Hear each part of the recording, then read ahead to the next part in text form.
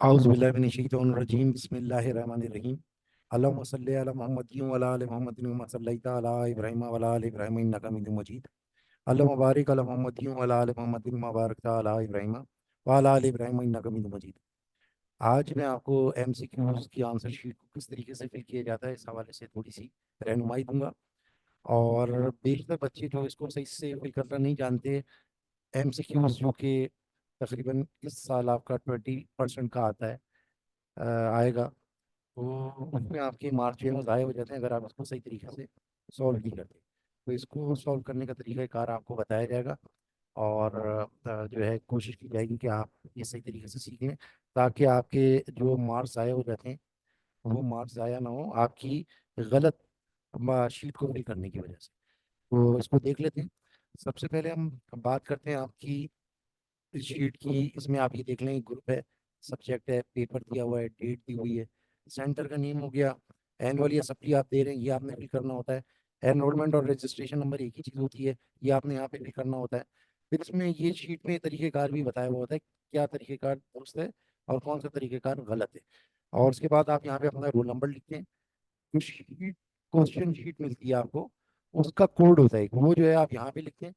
और उसके बाद जो आंसर शीट होती है आपकी ट्रांसक्रिप्ट, उसका आप यहाँ पे नंबर लिखते हैं जिसमें आप डिटेल्ड क्वेश्चंस का हल करते हैं। ये तो एमसीक्यूज की आंसर शीट है, एक आपके डिटेल क्वेश्चंस होते हैं। और ट्रांसक्रिप्ट का नंबर जो है वो यहाँ पे आप लिखेंगे। और इसके बाद ये जो आपका 1 से लेके और ये 50 तक ये हुए एमसीक्यूज। जितने भी आपके आते हैं, अगर 15 आए हैं तो 15, 20 आए हैं तो 20, 30 आए तो 30, 40 आए तो 40, 50 आए तो 50, आप इसको सॉल्व करते हैं।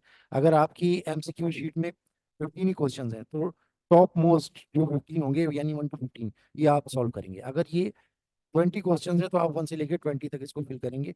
और इसी तरह ये आप 30 तक, 40 तक, 50 तक करेंगे। यानी अगर 50 नहीं है, 50 से कम है, तो 1 से लेके और जहाँ तक आपके एमसीक्यूज बनते हैं वहाँ तक आप सॉल्व करेंगे, बाकी को आप खाली छोड़ देंगे। तो ये तरीकेकार होता है। इसके अलावा यहाँ पे आप कैंडिडेट सिग्नेचर में अपने साइन करेंगे और इसको भी मेक श्योर करेंगे कि आपकी कॉपी पे जो इन्विजिलेटर है वो भी साइन कर देगा, जैसे कि यहाँ पे प्रोफेसर खाबर हुसैन की आपको नजर आ रहे हैं। तो ये इन्विजिलेटर की साइन होना भी जरूरी है। इसका मकसद ये है कि आपकी जो आंसर शीट है ये एमसीक्यूज की, ये ऑफिशियल है आपकी। अदरवाइज ये ऑफिशियल कंसीडर नहीं होगी, ये भी कंसीडर हो सकता है कि आप ये शायद घर से लाए थे। तो आपके सिग्नेचर के साथ जो इन्विजिलेटर है उसके भी सिग्नेचर इसके ऊपर जरूरी है।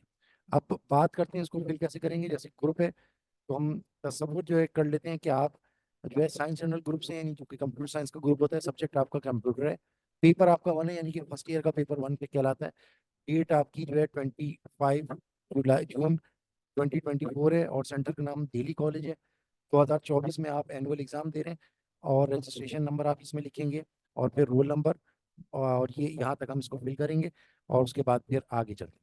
तो सबसे पहले ग्रुप की बात करते हैं। ग्रुप को आपने फिल करना है तो आप ये जो डैश डला हुआ है इसके अंदर ये ग्रुप जो है वो लिख देंगे। और इसके लिए आप ये यहाँ पे साइंस जनरल अपने पेन से जो है वो प्रॉपरली लिख देंगे। उसके बाद सब्जेक्ट में आप जो है वो जो सब्जेक्ट का नाम है वो आप लिख देंगे कंप्यूटर साइंस। पेपर आपका फर्स्ट ईयर का 1 होता है तो आप यहाँ पे 1 लिखेंगे। इसके बाद डेट जो आपकी आज की होगी जिस दिन आप पेपर सॉल्व कर रहे हैं वो यहाँ पे लिख देंगे। उसके बाद सेंटर का नाम, जैसे कि government boys Delhi college Azizabad federal area, ये जो भी आपका कॉलेज हो जिसमें आपका सेंटर पड़ा हुआ है उसका नाम जो है वो लिखेंगे। और अगर शॉर्ट फॉर्म आपको पता है तो आप उसकी शॉर्ट फॉर्म भी लिख सकते हैं। इस साल में ये पेपर हो रहा है एनुअल, ये सप्ली, जब जो भी पेपर आप दे रहे हैं जिस साल भी हो रहा है तो वो आप यहाँ पर लिख देंगे। जैसे इस साल 2024 चल रहा है तो 20 तो पहले ही लिखा हुआ है, 24 आप लिख देंगे। और उसके बाद जो आपको एनरोलमेंट कार्ड मिलता है, एनरोलमेंट नंबर उस पर लिखा हुआ होता है, उसी को रजिस्ट्रेशन भी करते हैं तो वो आप यहाँ पे लिख देंगे। अगर ये आपको नहीं मिला हुआ तो आप यहाँ पर अप्लाइड लिख देंगे, अप्लाइड फॉर एनरोलमेंट या अप्लाइड फॉर रजिस्ट्रेशन लिख देंगे या खाली अप्लाइड लिख देंगे। अदरवाइज अगर आपको मिला हुआ है तो आप ये एनरोलमेंट नंबर यहाँ पे लिख देंगे। उसके बाद थोड़ा सा ये आपको इसमें तरीकेकार बताया हुआ होता है कि आपने जो भी चीज़ को ब्लैक इन करना है वो प्रॉपरली करना है, बीच में खाली नहीं छोड़ना उसको।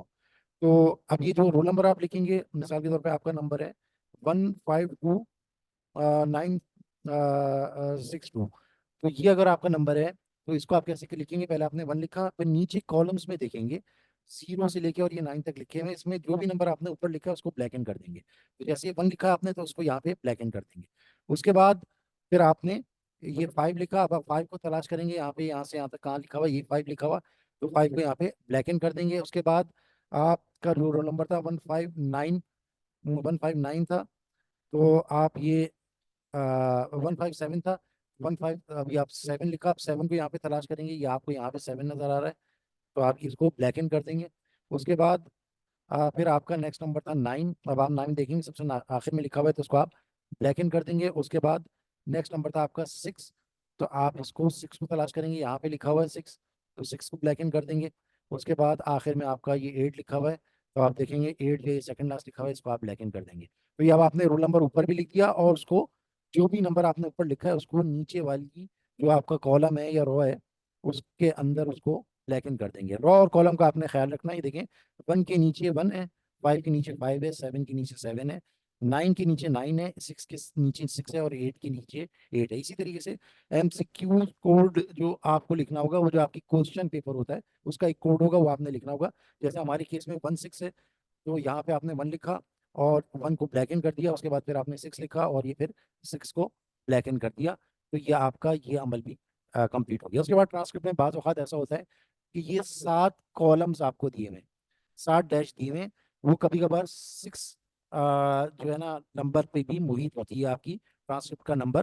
तो ऐसी सूरत में आपने जो है वो 6 नंबर ही लिखने हैं, लेकिन फिर आप जो है वो एक काउंट करने के बाद अगर 6 है तो ये, क्योंकि 7 है तो आप एक को छोड़कर लिखना शुरू करेंगे। अगर 5 होंगे तो 2 लोग को लिखकर, 2 को खाली छोड़कर लिखना शुरू करेंगे, ताकि बाद में अगर कोई उसके अंदर जीरो वगैरह लगाए तो उसके ऊपर कोई फर्क ना पड़े। तो मिसाल के तौर पे हमारी ट्रांसक्रिप्ट का हम नंबर कंसीडर कर लेते हैं 172452 है, तो ये 6 नंबर हैं 172452, तो लिहाजा हम पहले को खाली छोड़ देंगे और उसके बाद हम लिखेंगे 1, और 1 को ब्लैक इन करेंगे, फिर 7 लिखेंगे, 7 को ब्लैक इन करेंगे, फिर 2 लिखेंगे, 2 को ब्लैक इन करेंगे, फिर 4 को लिखेंगे, फिर 4 को ब्लैक इन करेंगे, फिर 5 को लिखेंगे, 5 को ब्लैक इन करेंगे, और उसके बाद फिर 2 को लिखेंगे और 2 को ब्लैक इन करेंगे। इस तरीके से आपका ये जो है आप ब्लैक इन कर देंगे।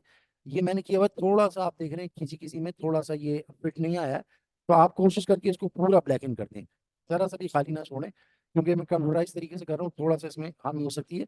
ये जो ऊपर नज़र आ रहा है इस तरीके से, जैसे आपको ये 6 फिल हुआ हुआ नज़र आ रहा है प्रॉपर वे में, इस तरीके से आपने तमाम को प्रॉपरली ब्लैक इन करना है, और जो है अपने जो है शीट को प्रॉपरली फिल करना है। इससे आपका रोल नंबर हो गया। अब जब आप एमसीक्यूज को सॉल्व करने जाएंगे, तो एमसीक्यूज में भी आपने ये करना है, आपने क्वेश्चन 1 पढ़ा, तो क्वेश्चन 1 के आगे ABCD जो ऑप्शन है आपने उसी को ही ब्लैक इन करना होगा। मिसाल के तौर पे हम तसव्वुर करते हैं कि पहला आपका ऑप्शन जो है वो डी सही है, डी सही है, तो ऐसी सूरत में आप जो डी होता है डी को ब्लैक इन करेंगे। मैं अपने तरीके से कर रहा हूँ ब्लैक इन, आप लोग पेन या पेंसिल जो भी आपके पास होगी उससे आप उसको ब्लैक इन कर लीजिएगा। तो उसको करने का तरीका ये कि आप डी को ब्लैक इन कर देंगे। इसी तरीके से ये आप प्रॉपर वे में डी को कर दिया। उसके बाद क्वेश्चन 2 में फर्ज कर लिया कि आपका ए ऑप्शन सही है, तो आप 2 के आगे ए को ब्लैक इन करेंगे, 2 के आगे ए को ब्लैक इन कर देंगे, और बी के आगे फर्ज कर लिया अगर बी सही है तो ये आप बी को ब्लैक इन कर देंगे,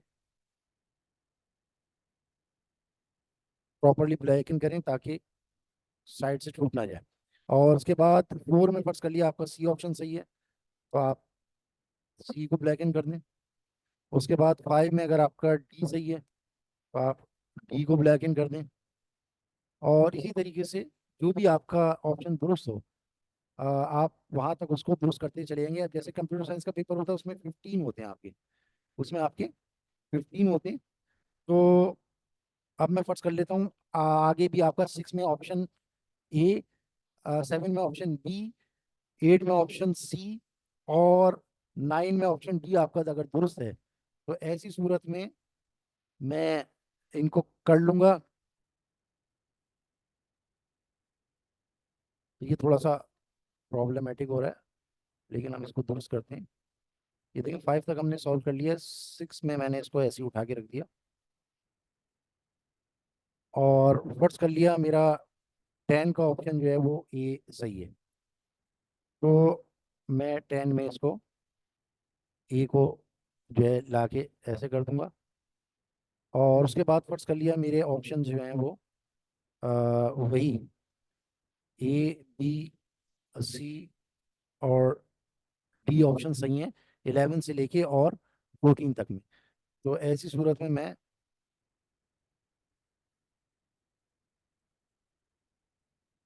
इसको यहाँ पर रख दूंगा।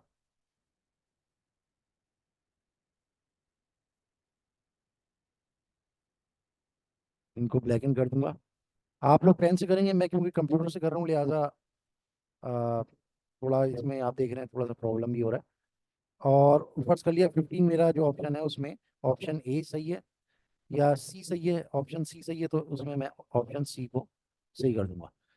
तो इस तरीके से मैं ये जो है ना फिल करूंगा। और ये देखें, इसको प्रॉपरली ब्लैक एंड करना है तो कोशिश ये करनी है कि कोई भी थोड़ा सा भी हिस्सा जो है बाहर ना रह जाए।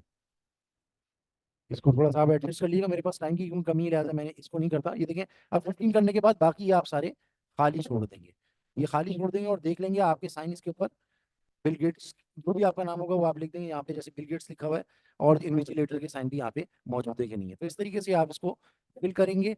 और बाकी इसके बारे में आप ये जो आपकी ट्रांसक्रिप्ट होती है अगर उसके जो नंबर है वो एक कम है तो वहाँ के जो इन्विजिलेटर होगा उस वक्त उससे भी आप पूछ सकते हैं कि ये मुझे खाली छोड़ना है या अगर बोर्ड ने कोई डायरेक्शंस दी हुई है तो आपको उसी टाइम ही बता देगा।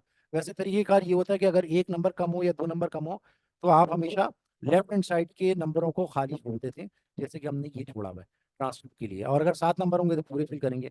बाकी इस बारे में आप वहाँ पे जो इन्विजिलेटर मौजूद होगा उससे भी आप पूछ सकते हैं कि ये अगर मेरा एक नंबर कम है या दो नंबर कम है तो हम इसको कैसे फिल करेंगे। तो इस तरीके से आप अपनी जो है ट्रांसक्रिप्ट आंसर शीट जो है उसको आप फिल करेंगे।